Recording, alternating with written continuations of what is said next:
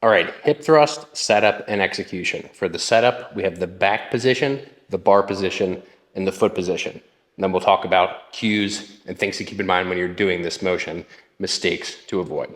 So before I put the bar on, when you get set up, face sideways on a bench and position your back just below the level of the shoulder blades.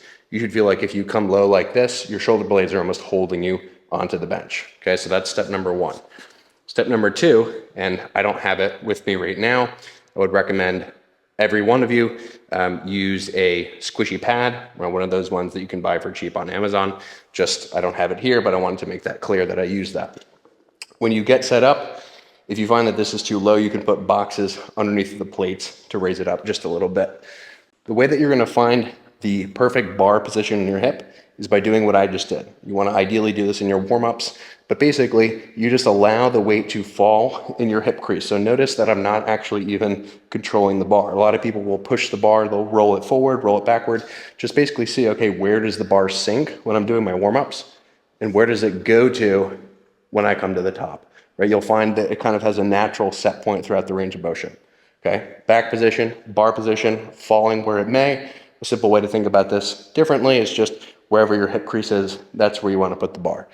And then step number three, make sure that your shins are always 90 degrees from the floor.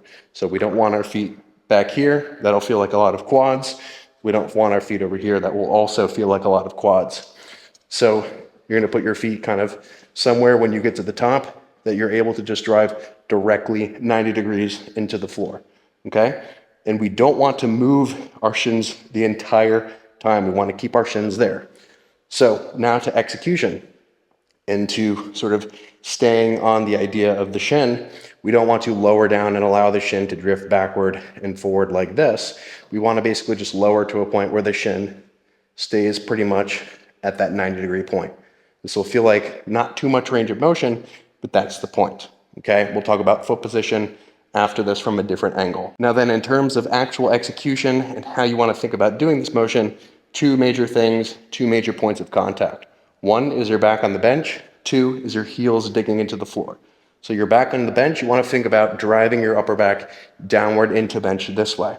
With your heels, you want to think about driving your heels directly downward into the ground the entire time. If you're having a tough time feeling your glutes, but it looks like your setup is perfect, a tip that I actually like is to actually pick your heels up, pick your toes up off the ground and just use your heels to get a feel for, okay, what does it feel like to drive through my heels? And as you come up, you're basically just driving your heels down so that your hips can basically touch the ceiling. I'm also, again, if I need to, I'm focused on driving my upper back into this thing. One of the things that we want to avoid, and one of the things that that heel cue prevents, is this whole pelvic tilting thing. So a lot of people will focus excessively on their hips and on their glutes and what's happening down by their pelvis. And what that will lead to is this kind of pelvic tilting, which I'll show without a bar, just so you can see it, where instead of people being able to use their hips, they actually end up just going like this. This is basically an ab and a spinal erector activity. So we want to avoid this curling and arching thing that tends to happen a lot. We want to keep everything from here to here fixed, and we just want to let everything move together, again, as you drive those heels downward into the ground. Now, if your setup looks perfect, but you're still feeling a lot of quads, despite all the things that I just said, another solution is to use a wedge. I don't have a wedge with me, so I'm using a plate. But basically, if you're using a wedge, you want it to be facing you. So, just picture something underneath of my foot like this. What you could also do is just grab a plate. It could be bigger than this. Just elevate your toes, essentially.